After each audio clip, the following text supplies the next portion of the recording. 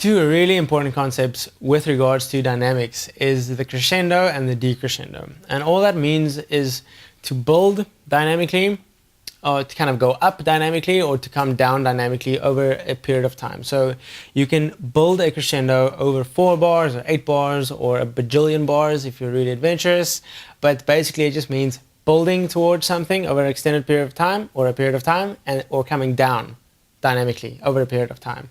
I love using these. I think I used them years before I knew what the flip they were, because it's just a very natural technique. If you play drums and you want to build towards a point in the song, then a crescendo is then what you use. I didn't know that they were called crescendo per se, or decrescendo. I just like the feel of them. So I think I'll demonstrate by playing a little groove and then kind of building towards a point, and I'll keep the intensity level at the same point, and then I'll kind of bring it down into a simpler, softer groove again. But the concept of a crescendo and a decrescendo is just to build towards something over a period of time, or to come down from a point over a period of time. So this is what it sounds like.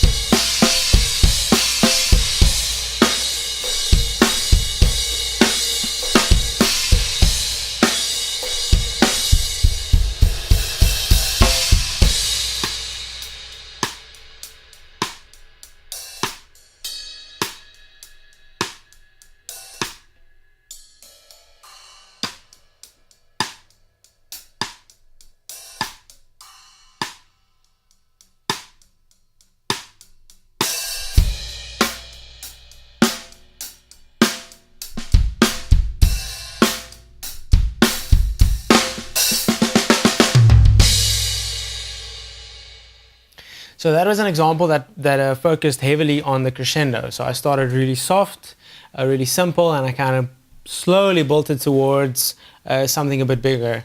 And the decrescendo at the end was really quick. I kind of just went straight into the really soft little part. But I want to play another example and to show you that neither of these, meaning a crescendo or a decrescendo, they don't have to be near each other. They don't define each other. So you can have a song that can be really loud. It can start really loud and really intense, and it can have a decrescendo at the end. There doesn't even need to be a crescendo that leads into it. They're not dependent on each other. A decrescendo is a decrescendo of intensity level, so it goes down over a period of time, and a crescendo is an up in intensity level over a period of time, so they don't need to be close to each other. I'll just play another example, and I'll start really loud and really intense, and I'll slowly bring it down to kind of a softer level, and I think that the biggest part of the energy will be dispersed by using a fill that goes kind of, that lets go of some of the energy. So, but it'll be very apparent when you hear it. So I'll just start really intense and kind of decrescendo into a softer groove. So that's what this will sound like.